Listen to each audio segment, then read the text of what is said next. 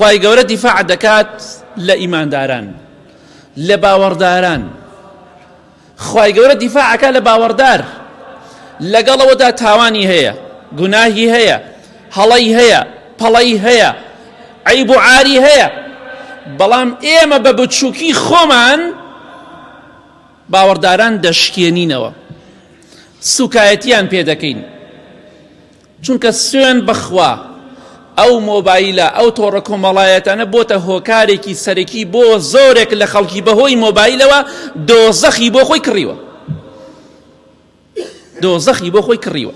هەر تاوانێ بەڵاو بێتەوە لایکی بۆکە، هەر کەسێک حەیای ببرێ لایکی بۆکە، هەر کەسێک جوێنی پێ بدرێ لایکی بۆکە.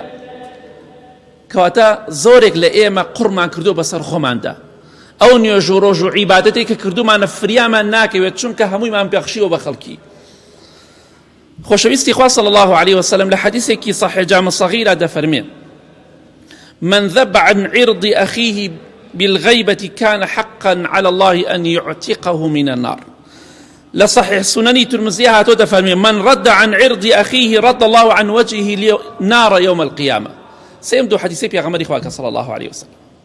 هر كسيك دفاع لبرايك مسلمان وباورداري خوي بك، خوي قورو مهربان چی لێ ئەکات؟ ئەو برادرە حاضر نییە،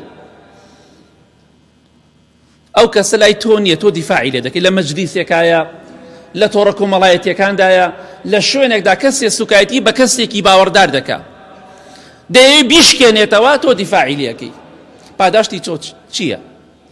یەکەم، خوای گەورە وەکو حەقێک لەسەر خۆی دایناوە ئەو کەسە لە ئاگری دۆزەخ ڕزگار کات، ئاگری دۆزەخی لێ دوور دەخاتەوە. ئەی ئەگەر دیفاعی لێ نەکەی مەحرومی، تاوانباری. با لە خوا بترسین.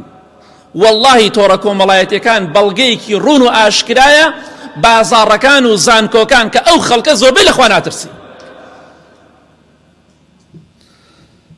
خوای گەورە میهرەبان